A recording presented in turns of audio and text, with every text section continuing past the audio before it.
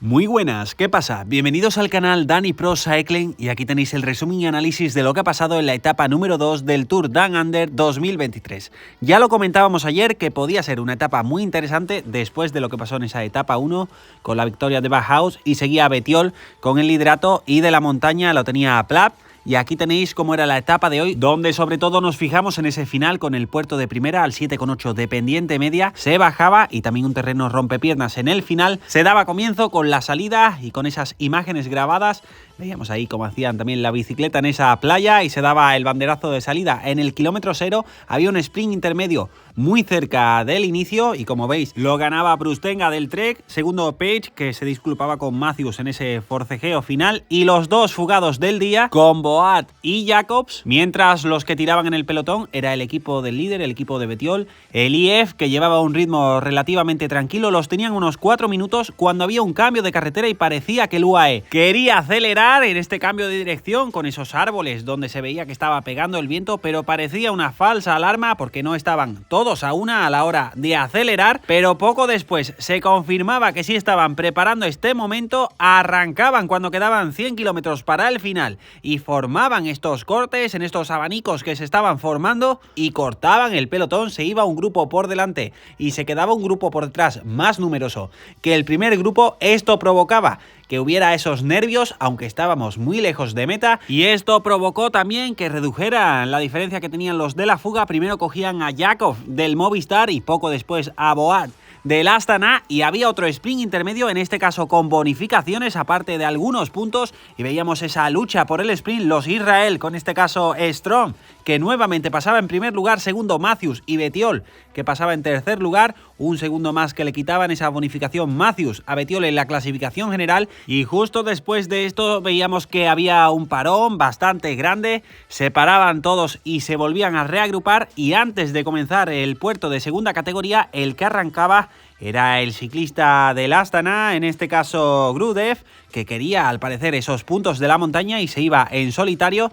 rodaba esos 10 kilómetros en solitario hasta coronar este puerto de segunda categoría que le iban a dar 7 puntos en esta clasificación de la montaña, pasaba en primer lugar y por detrás el que arrancaba en el final era Alessandro Covi, que también estuvo disputando en el día de ayer estos puntos, pasaba en segundo lugar para llevarse 5 puntos y el líder de la montaña Plapp, que pasaba en tercer lugar para llevarse esos 3 puntos, pasaban y nuevamente se volvían a reagrupar. Ya había un poquito más de ritmo en estos últimos 50 kilómetros y sobre todo se notaba en que el pelotón estaba ya no solo tirado por un equipo, sino que prácticamente todos los equipos se querían colocar en esas primeras posiciones, acercándonos a los últimos 25 kilómetros que, por decirlo así, eran los más duros y los que iban a decidir la etapa de hoy. Caída que se producía en una curva en la parte trasera del pelotón que afectaba a algunos ciclistas e Ineos era el equipo que quería estar en primera posición en esos kilómetros antes de comenzar ese puerto de primera categoría, que era relativamente corto, no llegaba a los 2,5 kilómetros,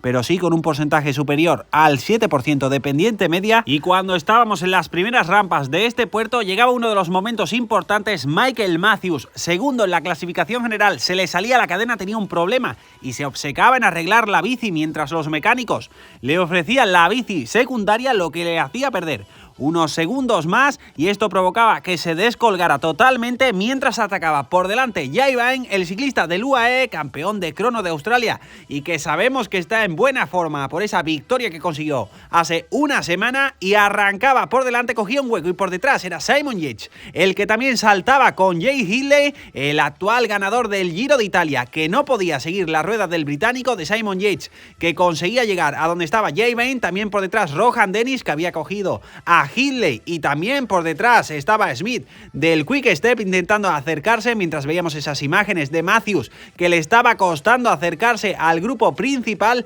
Parecía que se juntaban todos, pero los 5 que hemos comentado se iban por delante y conseguían coronar, con Jai Vine cogiendo esos 10 puntos y se iba a poner como líder de la clasificación de la montaña, y los 5 abrían este pequeño hueco. Mientras tanto, siempre una cámara pendiente del dorsal número 1 de Michael Matthews, que llegaba y coronaba a más de un minuto minuto con unos compañeros que estaban por delante para remolcarle, y esto provocaba que Simon Yates, del mismo equipo, no pasara al relevo, ya que tenía esas órdenes de no pasar mientras estaban intentando llevar a Michael Matthews hacia adelante, y esto provocaba que también la colaboración no fuera muy buena. Los cuatro finalmente se ponían a colaborar, que eran Dennis Vine, Smith y Hindley, mientras Yates iba a rueda, y veíamos este grupo donde también estaba Geraint Thomas, pero había otro grupo por delante donde sobre todo tiraban los AG2R, donde estaba el líder, donde estaba en este caso Alberto Bettiol, y el segundo grupo más atrás, que era el de Geraint Thomas y Matthews. Pero empezábamos a ver que sufría Alberto Bettiol cuando estaban pasando por un pequeño repecho, pero pedía la asistencia mecánica y parecía que era un problema en la bicicleta. Su compañero le iba a dar la bici, pero ya nos dábamos cuenta que estaba haciendo un poco de teatro, que no necesitaba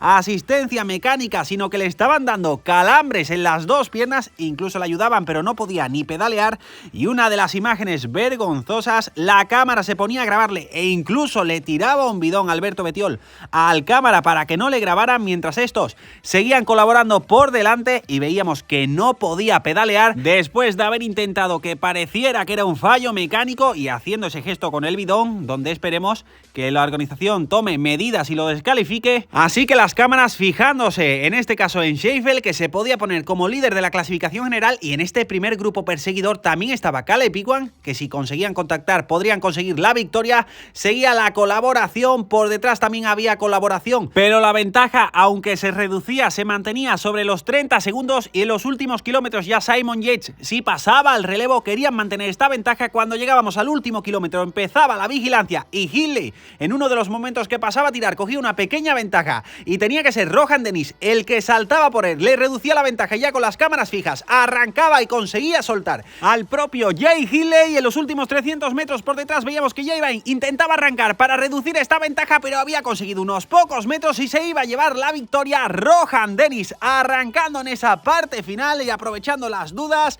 el pelotón que llegaba a pocos segundos con Caleb Ewan ganando ese sprint. Victoria para Rohan Dennis, y teníamos que esperar para saber si se iba a poner líder de la clasificación general, también con las bonificaciones de la victoria, y el grupo de Matthews o Geraint Thomas que llegaban a más de 2 minutos. Victoria para el ciclista del Jumbo-Visma, Rohan Dennis, que gana en su casa, gana en Australia, y veíamos que estaba muy contento por ello, y ahí veíamos las escenas del podio. Victoria para él y el top 10, por si queréis parar el vídeo y echarle un vistazo al detalle. Y también se confirmaba que se llevaba la clasificación general, se ponía ese maillot naranja de líder de la clasificación general, que aquí tenéis las diferencias, 3 segundos Vine y a 12 Sheffield, por si queréis parar el vídeo y verlo con más detalle. El más combativo, que era para Boar, seguía Sheffield en este caso con el liderato de la clasificación del mejor joven. De los puntos ahora tenía el liderato Caleb Ewan, que ahí os voy a dejar también la clasificación con el top 10 para que la podáis ver. Y también en la clasificación de la montaña, ya lo comentábamos antes, Jay Vine con esos 10 puntos que consiguió se iba a poner líder, y ahí tenéis el resto de la clasificación de la montaña. Mañana etapa muy importante para la general, fijaos en el final,